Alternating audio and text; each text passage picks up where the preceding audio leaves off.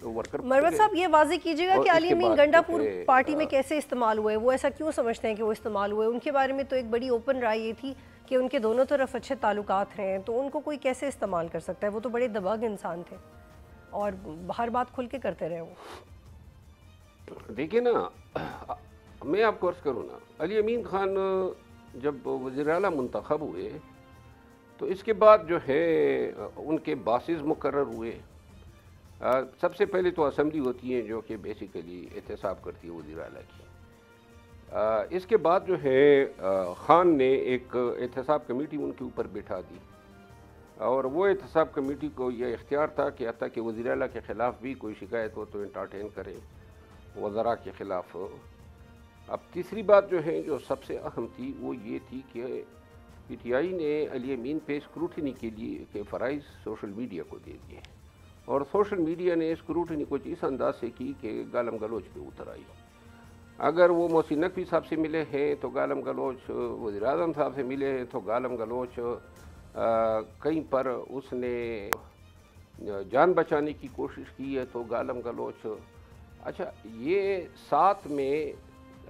وکلاء کی فیسیں ہیں تو علی امین نے دینے ہیں، جلسے جلوسوں کے لیے اگر آپ نے گاڑیوں کے پیٹرول ہیں، ورکرز کا کھانا پینا ہے، یا جو لوگ جیلوں میں جاتے ہیں ان کے لیے وکلاء کا بندوبست ہے، ان کی ضمانتوں کا بندوبست ہے، وہ علی امین نے دینے ہیں۔ اس کے بعد ایک جلسہ ہوا، اس پہ جتنا خرچہ آیا ثوابی میں،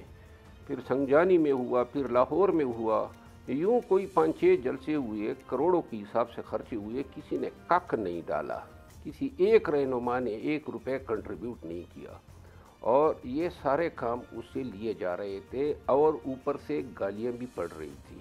تو اس انداز میں صرف وزیر اعلیٰ رہنے کی اتنی بڑی قیمت چکانا،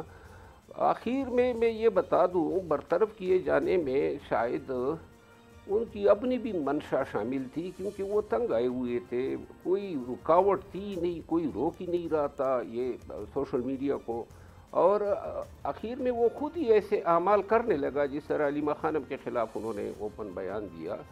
کہ وہ اس کی دلچسپی نہیں رہی تھی وزیر اعلیٰ رہنے کی۔ اور خان صاحب سے جب ملاقات ہوئی تھی تو انہوں نے خان صاحب کو واضح کہا تھا کہ اگر آئندہ کوئی احتجاج اسلام آباد کی طرف مارچ ہوگا تو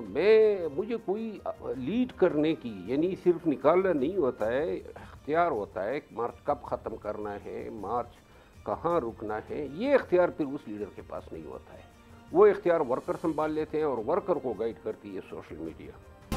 سبسکرائب کریں اور بیل دبائیں تاکہ کوئی خبر رہ نہ جائے۔